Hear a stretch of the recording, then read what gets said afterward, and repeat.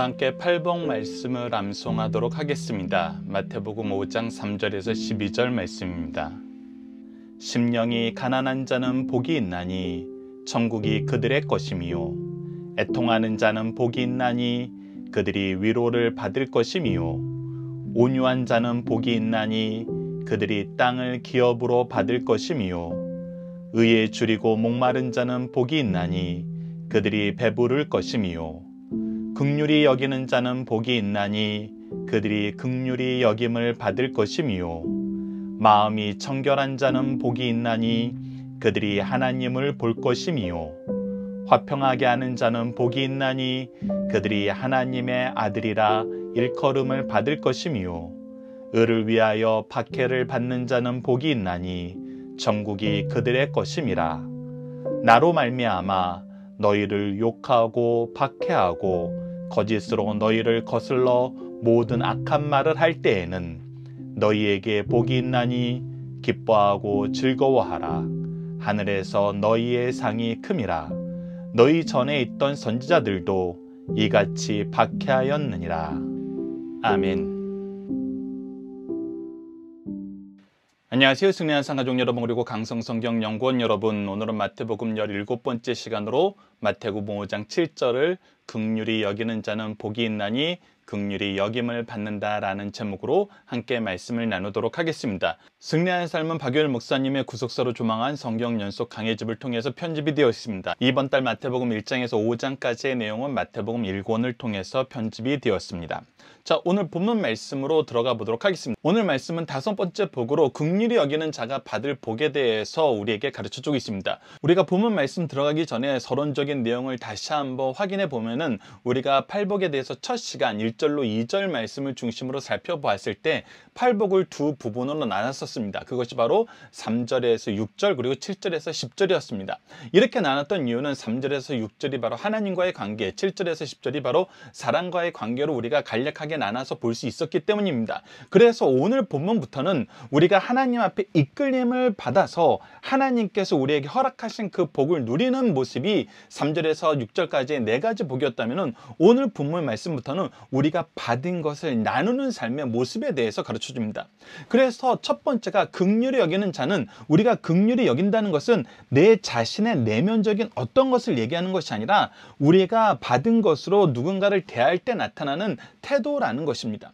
그래서 긍휼이 가장 중요하고 긍휼히 여기는 자는 긍휼하심을 받게 된다는 것입니다. 그래서 이 말씀을 우리가 묵상할 때 첫 번째 대전제가 무엇이냐면 우리가 어떤 것을 줄 수 있냐는 것입니다. 우리가 무엇인가를 줄 수 있다는 것은 우리가 스스로 자가 생성해낸 것이 없습니다. 왜 그러냐면 죄로 인해서 전적인 무능력한 상태에 빠졌을 때 하나님의 은혜가 아니면 살 수가 없었고 하나님의 공급하심이 없으면 아무것도 할 수 없었습니다. 사실 하나님의 공급하심이 없으면 아무것도 할 수 없는 이 모습은 하나님께서 우리를 창조하셨을 때부터 우리가 가지고 있는 우리의 본질적인 모습이에요.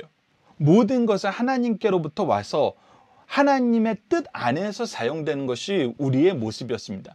그래서 누가복음 6장 36절을 보면 너희 아버지의 자비로우신 같이, 즉 아버지가 우리에게 이 자비로우심을 주셨던 것처럼, 자비로우신 삶을 우리에게 나타내셨던 것처럼, 자비로움이 무엇인지 깨닫게 하셨던 것처럼 너희도 자비로운 자가 되라. 즉 우리는 아버지를 닮아서 아버지께서 주시는 것으로 아버지의 뜻대로 아버지처럼 행동하는 것이 바로 우리 삶의 모습이라는 것입니다.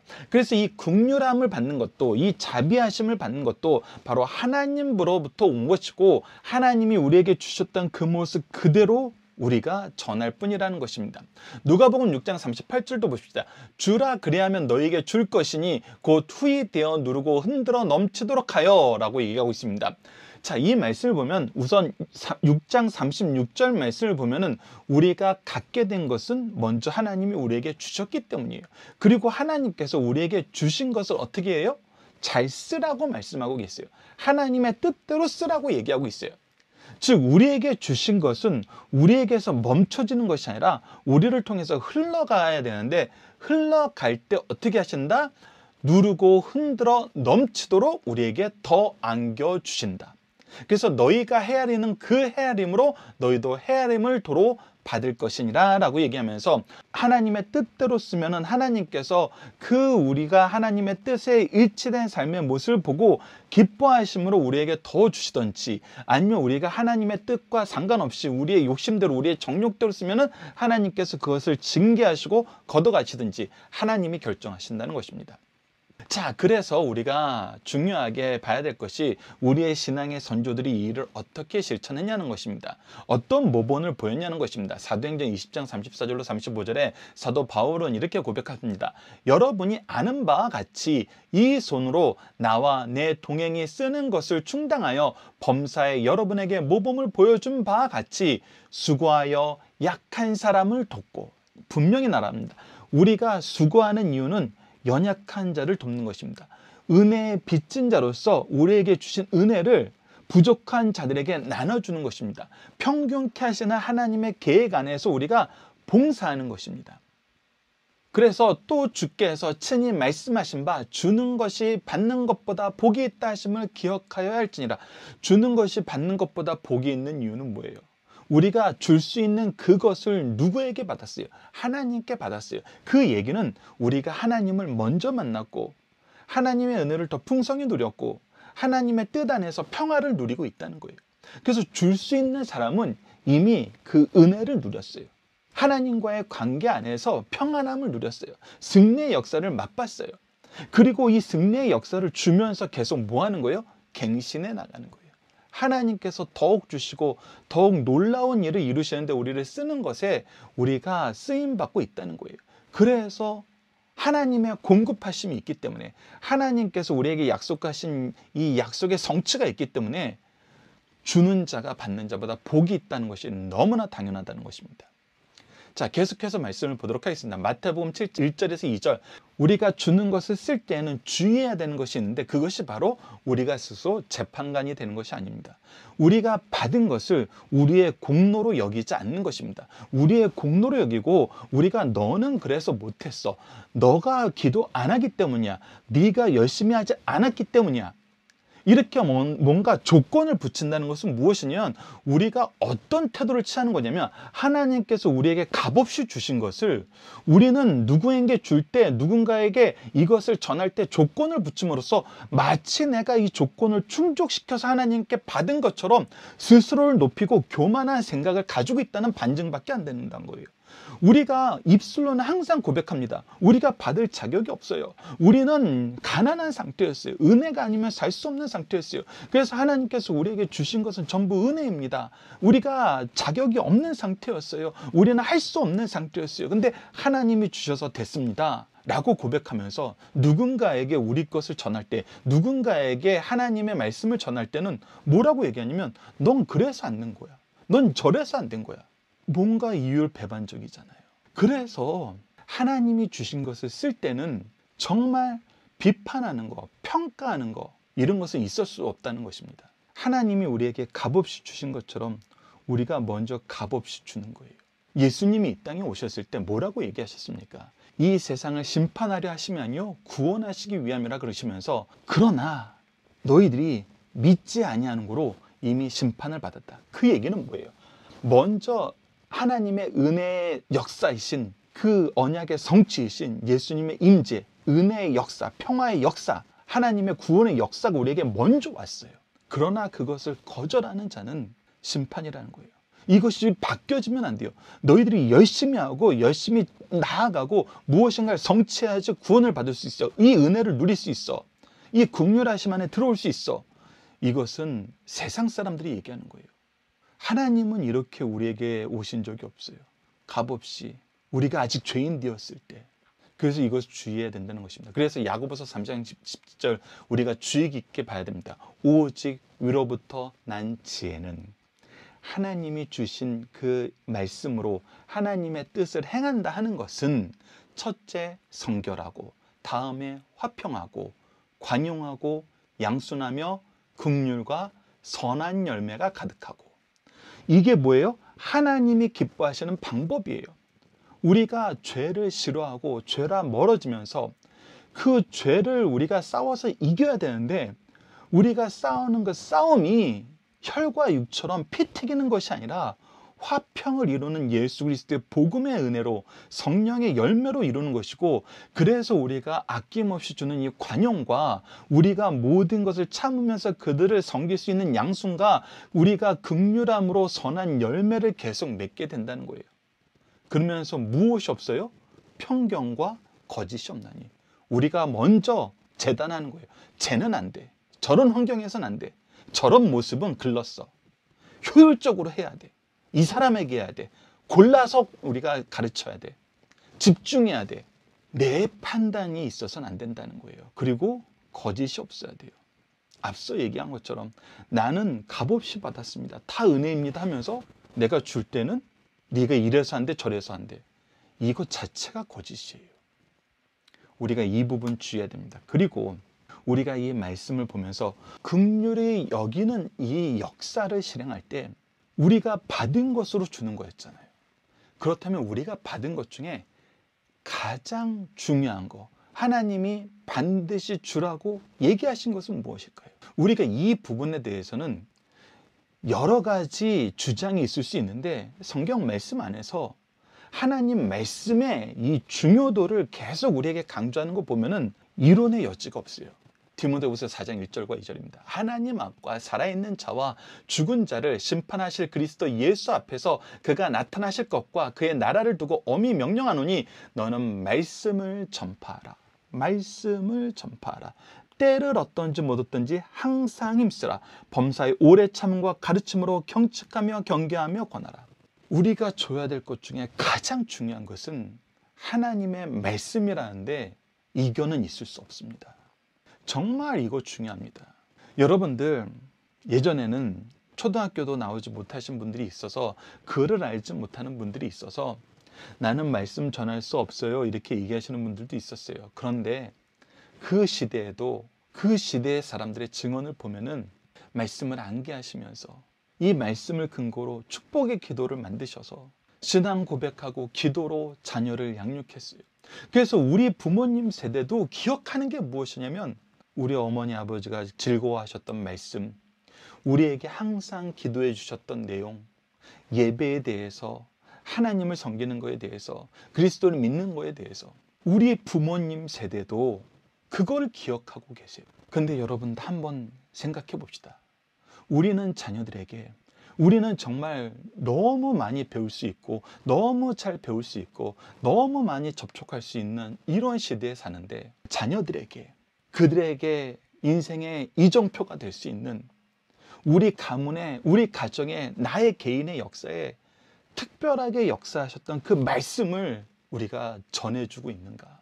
무엇인가를 우리가 그들에게 말씀의 빛 대신 이 역사를 보여주고 있는가? 이것을 위해서 힘쓰고 있는가? 스스로 우리가 돌아봐야 됩니다.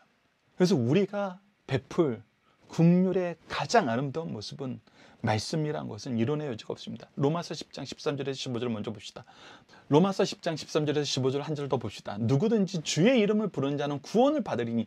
우리가 주의 이름을 부르는 자는 구원을 받는다는 것은 하나님께서 우리에게 약속하신 것이고 예수 그리스도를 통해서 성취된 것이고 성령께서 우리에게 적용시켜 주셔서 우리가 누릴 수 있는 거예요. 그런데 이것을 할 때 하나님께서 기뻐하시는 방법이 있는데 그것이 무엇이냐면 그들이 믿지 아니하는 일을 어찌 부리려? 우선 믿어야 돼요. 근데 믿게 하기 위해선 듣지 못한 이들이 어찌 믿으리요? 믿기 위해선 들어야 돼요. 근데 듣기 위해선 어떻게 돼요? 전파하는 자가 어찌 들으리요? 전하는 자가 있어야 들을 수 있다는 거예요. 근데 전하는 자는 어떻게 된 거예요? 보내심을 받지 아니하였으면 어찌 전파리요? 누군가 가서 전해야 돼요. 그래서 하나님께서 이 믿음의 역사를 이루시는 기뻐하시는 방법이 무엇이냐면 먼저 들은 자, 먼저 믿은 자, 먼저 믿음의 역사를 경험하고 하나님의 은혜를 경험하고 하나님 앞에서 그의 부르심의 뜻 안에서 기뻐하심을 입은 자들이 가서 전해야 된다는 겁니다. 우리 가정에선 누구예요? 영적 부모예요. 영적 가장이에요. 교회에선 누구예요? 교육자들을 필두로 한 모든 어른들, 모든 선생들이에요. 그래서 우리 자녀들에게 이 말씀을 전하는 거, 하나님께서 가장 중요하게 여기신 긍휼의 내용이라는 것입니다. 베풀어야 될 내용이라는 거예요. 자, 그래서 우리가 주의해야 됩니다. 야고보서 2장 13절을 보면 긍휼을 행하지 아니하는 자에게는 긍휼 없는 심판이 있으리라. 긍휼은 심판을 이기고 자랑하느니라. 베풀어야 됩니다. 서로 나눠야 됩니다. 마태복음 6장 14절에 15절을 보시죠. 너희가 사람의 잘못을 용서하면 너희 하늘 아버지께서도 너희 잘못을 용서하시려니와 너희가 사람의 잘못을 용서하지 아니하면 너희 아버지께서도 너희 잘못을 용서하지 아니하리라. 하나님은 베풀게 하시기 위해서 우리에게 주셨습니다. 은혜의 통로로, 축복의 통로로 쓰시기 위해서 우리를 먼저 부르시고 먼저 누리게 하셨어요. 근데 우리가 그 일을 하지 않는다면 하나님은 우리에게 죄 없다 하지 않으신다는 것입니다. 죄 있다는 거예요. 그래서 우리의 나눔은, 우리가 긍휼히 여기는 삶을 사는 것은 다음과 같습니다. 자, 마태복음 10장 42절을 봅시다. 또 누구든지 제자의 이름으로 이 작은 자 중 하나에게 냉수 한 그릇이라고 주는 자는 내가 진실로 너에게 이르노니 그 사람이 결탄코 상을 잃지 아니하리라 하시니라. 주는 자는 하나님이 기뻐하신다. 자, 시편 41편 1절에서 2절 상반절을 봅시다. 가난한 자를 보살피는 자에게 복이 있으며 재앙의 날에 여호와께서 그를 건지시리로다. 여호와께서 그를 지키사 살게 하시리니 그가 이 세상에서 복을 받을 것입니다. 그에게는 더 주십니다. 왜? 그를 통해서는 하나님의 기뻐하신 뜻이 이루어지니까. 그래서 고린도전서 12장 4절로 7절을 보면 은사는 여러 가지나 성령은 같고 직분은 여러 가지나 주는 같으며 또 사역은 여러 가지나 모든 것은 모든 사람 가운데서 이루시는 하나님은 같으니 각 사람에게 성령을 나타내심은 유익하게 하려 하심이라. 그래서 우리가 받은 은사, 직분, 사명, 사역, 이 모든 것은 하나님의 뜻 안에서 서로를 섬겨서 평균케 하시는 하나님의 은혜로운 역사를 이루어서 우리가 참된 하나됨, 참된 믿음의 계승, 명문가의 전통을 이어나가는 것이고 교회의 모습이라는 것입니다. 그래서 오늘 질문이 다음과 같습니다. 우리는 누구를 통해서 긍휼히 여김을 받게 되나요? 여러분들 이 부분 책에는 오타가 있어서 이 강좌 내용을 참조해 주시길 부탁드립니다. 우리는 누구를 통해서 긍휼히 여김을 받게 되나요? 자, 오늘 말씀을 통해서 첫 번째는 이 우리를 긍휼히 여기시는 이 모습은 하나님께로부터 시작했어요. 하나님의 구속의 역사 안에서 하나님과 예수님과 성령님께서 우리에게 이 긍휼히 여기심을 보게 했어요. 그런데 받은 자들은, 하나님께 받은 자들은 어떻게 해야 돼요? 나눠야 돼요. 주게 돼 있어요. 그래서 우리는 1차적으로 하나님께 받고 2차적으로 누군가에게 나눠줘요. 근데 누군가에게 나눠줄 때 우리는 일방적으로 주기만 하나요? 우리가 고린도전서 12장 4절로 7절에서 봤던 것처럼 우리 또한 누군가에게 체험을 받아요. 그리스도인의 공동체 안에서, 가정 안에서, 교회 안에서 우리는 서로를 채우는, 서로에게 대한 긍휼의 통로가 되는 이 놀라운 연합의 역사를 경험하게 됩니다. 하나님이 주시고 하나님이 주신 걸 서로 나누면서 하나님이 더욱더 풍성하게 주시는 놀라운 공동체의 모습이 나타나는 거예요. 그것이 믿음의 가문의 모습이고 그것이 교회의 모습이에요. 그래서 하나님이 주신 것으로 우리가 이웃에게 나갈 때, 특히 그것이 우리가 사랑해야 될 의무가 있는 가정과 교회에서 나눌 때 놀라운 역사가 이루어진다는 것입니다. 자, 이제 문답으로 나누는 중임 사상을 보도록 하겠습니다. 계속해서 강조해드리는 것이지만 여러분들이 이 부분은 듣기만 하시는 것이 아니라 책으로 꼼꼼히 보시면서 여러분들이 앞서 나눴던 함께 묵상할 말씀과 본문 말씀과 전체적인 흐름과 그 안에서 나에게 주신 하나님의 영감 또한 우리가 기억하면서 적어보면서 본문 암송 부분도 적어보시고 결단 부분도 적어보시고 기도의 내용도 적어보시고 해서 적극적으로 이 훈련에 참여하셔서 여러분들이 누군가를 가르칠 준비가 이 훈련을 통해서 이루어짐을 확인해 보시기 부탁드립니다. 자, 하나씩 보도록 하겠습니다. 긍휼이란 무엇을 말하는가? 긍휼이란 변함없는 사랑, 친절, 따뜻한 마음입니다. 긍휼은 하나님의 성품으로 우리에게 주신 것으로 다른 사람에게 베푸는 것입니다. 하나님이 주신 것을 베푸는 거예요. 성도가 의만 부르짖고 긍휼이 없으면 냉정하고 무자비하게 되고, 반대로 의가 없어 긍휼만 있으면 분별력이 없어 죄를 용납할 수 있다는 것입니다. 두 번째, 은혜와 긍휼은 어떠한 차이가 있나요? 이것이 비슷하지만 약간 다른 점이 있어서 여러분들에게 이 차이와 공통점을 보는 것이 바로 오늘 문답에서 나누는 중요한 내용입니다. 자, 은혜란 사랑받을 수 없는 이가 사랑받은 것이죠. 자격 없는 자에게 사랑을 베푸는 거예요. 은혜는 죄 지은 사람과 관계가 많아요. 이에 반해 긍휼은 행복과 소망이 없는 자가 사랑받는 것을 말합니다. 긍휼은 비천한 자에게 주어진 것이며 비참한 처지에 있는 사람과 관계된 말입니다. 그러므로 우리는 은혜로 말미암아 죄 사함을 받았고 긍휼하심을 따라 하나님의 자녀가 되었어요. 이 문장을 기억하시면 여러분들이 이해가 쉽습니다. 은혜로 말미암아 죄 사함을 받고 긍휼하심에 따라 하나님의 자녀가 되었다. 은혜가 죄와의 관계 속에서 사지의 측면이 강하다며 긍휼은 용서받는 죄인에게 새로운 관계를 맺는 것을 깨닫게 하시는 말씀이에요. 그래서 우리의 성도와의 관계, 가족들의 관계, 그리고 우리가 이웃과 사회와의 관계, 이 모든 것이 긍휼함의 역사 안에서 이루어진다는 것입니다. 은혜로 자녀 삼아 주셨고 긍휼을 나누게 하심으로 자녀답게 살게 하셨다는 것입니다. 마지막 세 번째, 은혜와 긍휼의 공통점은 무엇인가? 은혜와 긍휼 모두 그 근원이 하나님께 있어요. 그래서 은혜 안에서 겸손하고 겸손함으로 긍휼을 베풀어야 돼요. 그래서 은혜와 긍휼의 공통점은 하나님께로부터 온 것이고, 이것을 받은 자들의 삶의 모습에서 나타나는 공통점은 바로 겸손함, 섬김이라는 것입니다. 하나님께서 우리에게 긍휼을 베푸셨고 우리는 그 긍휼하심을 따라 이웃에게 긍휼을 베풀어요. 그때 다시 우리는 하나님의 긍휼함을 받게 됩니다. 이는 주고받는 순환과 증가의 축복이에요. 그래서 주고 하나님께서 더 주시니까 더 늘어나요. 그래서 교회는 정말 풍성하게 되는 것입니다. 무엇으로? 하나님의 공급하심으로. 하나님처럼 긍휼을 베푸는 자는 반드시 하나님의 긍휼함을 받게 된다는 순환과 증가의 법칙을 우리에게 가르쳐 주십니다. 자, 이제 우리가 암송, 고백, 기도 훈련을 나누도록 하겠습니다. 오늘 암송은 한 절밖에 없기 때문에 당연히 5장 7절입니다. 긍휼히 여기는 자는 복이 있나니 그들이 긍휼히 여김을 받을 것이며, 오늘은 특히 함께 묵상할 말씀이 많았습니다. 여러분들께서 함께 묵상할 말씀 중에서도 여러분들 마음을 깊이 있게 울렸던 말씀은 꼭 기억하시고 또 나눌 수 있는 시간을 가지셨으면 합니다. 자, 오늘의 구호는 다음과 같습니다. 판단하고 정죄하며 거스르는 자가 아니라 긍휼함으로 나누는 양육자가 되겠습니다. 우리에게 주신 것을 어떻게 해야 잘 쓰는지 다시 한번 우리가 주목하여 묵상하는 시간을 가졌으면 합니다.